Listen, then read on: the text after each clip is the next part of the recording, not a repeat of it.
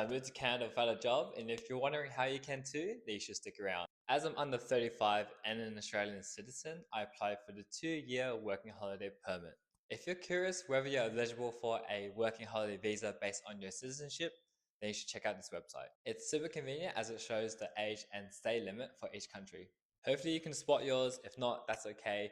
You might just need an agency to assist you. Speaking of agencies, if you don't mind spending a bit more money and want to avoid the hassle of doing your own research, you can actually pay an agency to have your own trip coordinator, where they handle the whole visa process, find you a job, and even help you with accommodation. Step West is a recognized organization in Canada you could reach out to, and they're actually the company behind that website I just showed earlier. Another well-known travel agency is Global Work and Travel. I actually used the service back in 2020 and I was planning to head to Canada that year, but you all know what happened during that time.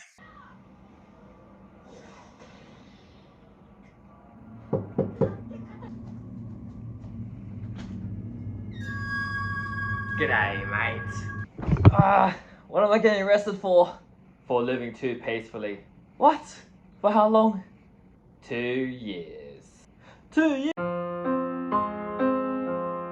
Whether or not you use an agency, you'll still need to apply for the IEC, which is the International Experience Canada, which is basically your work permit, and you can find out through this website here.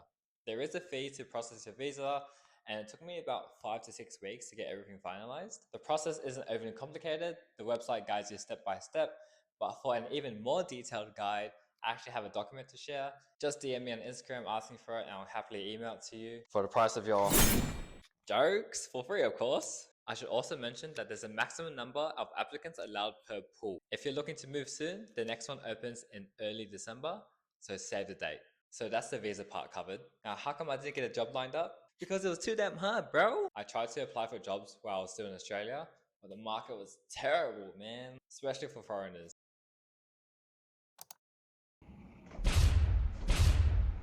So I said, screw it. I didn't want to waste any more time, and I decided to move right after I visit the US. You might be wondering, how did I do it? In this economy, I must have money.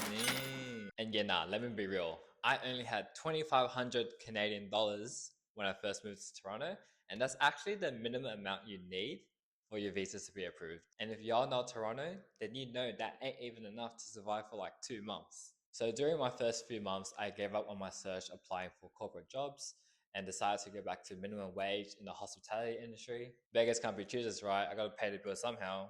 Huh? Anyway, after 8 months of living in Toronto, I finally got a full-time job. 8 damn months. I almost gave up, but I got lucky, to be honest. So that's a quick rundown of how I moved to Canada. I hope it was helpful for those who are thinking about making the move. If you have nothing to lose, just do it. Peace.